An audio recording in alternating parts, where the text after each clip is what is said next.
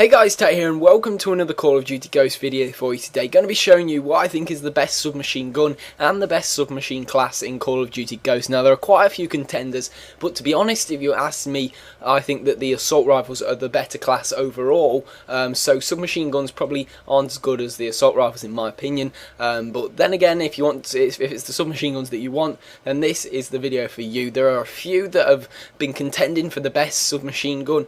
For me, it's either the Vector CR, the MTAR-X or the VEPR, but for one reason or another I seem to like the MTAR-X a little bit better than the others. Once equipped with the MTAR-X, I tend to go for the foregrip, and you might be thinking at this point, why go for the foregrip? Because the MTAR-X, especially over like the Vector and other guns like that, it's got a bit more of a range to it. It's got a longer range to it, and it is an SMG at the end of the day, so you're not expecting massive range, but it does tend to just do something for me. As you can see on the screen, it just tends to bring those bullets a little bit closer in, a little bit more accurately, especially at the closer ranges as well as of course the longer ranges. And to me it just makes it feel more accurate. It just feels like I can kill the enemy a little bit quicker, and other than the foregrip, there isn't too many useful attachments that you could put on this weapon, so I put it on, tried it out, and I really do like it. So this attachment is definitely down to you, but to me, as you can see on screen, the bullets tend to be in the smaller concentrated area with the foregrip than without it, so that is why I enjoy using the foregrip on this weapon.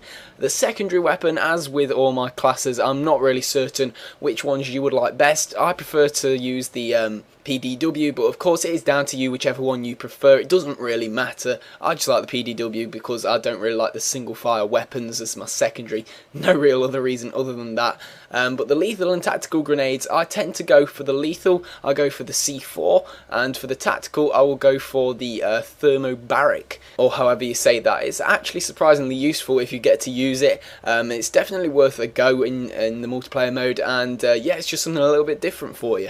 So now moving on into the perks. The perks that I have chosen go as this. So the first one that I've chosen is called Off the Grid. Basically makes you undetectable by the SATCOMs, and there's a lot of SATCOMs at this time in the game because it's one of the default kill streaks and people haven't had time or can't be bothered to change them at the minute. So go and get this perk and it will get your red dot off the map. The second perk that I've chosen is called Amplify. I've talked about this one before briefly, but it is a really overpowered perk, and it means that if you've got a headset especially, you're going to be able to hear the enemy way before you can see them. So it means that you know that the enemy is coming, you can ready your gun up, you can get ready for them to come around that corner, and you can get that first shot in on them, which is absolutely crucial into killing the people in the 1v1 situations especially. So that is a really useful perk, especially if you've got a headset on.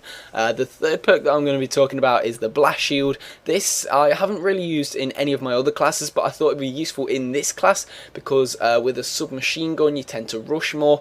This weapon's not got massive range on it, so you're going to want to be in the kind of short to medium range quarters, you know, in the buildings, in the alleyways and places like that. Of course people like to put things like IMSs down and just throw the quick Semtex over the wall and things like that. So this perk can be really useful, especially with this certain class where you're going to be doing a lot of running kind of behind the enemy lines and in between the enemy. It's going to be pretty useful. So they are just my thoughts on the best submachine gun and the best submachine gun class. I hope you've enjoyed this video. If you have done, a quick like would be really appreciated. Put any thoughts you've got in the comment section down below. What would you change? What is your favourite submachine gun? Have you got any different favourite submachine guns or anything like that? Put them in the comment section down below.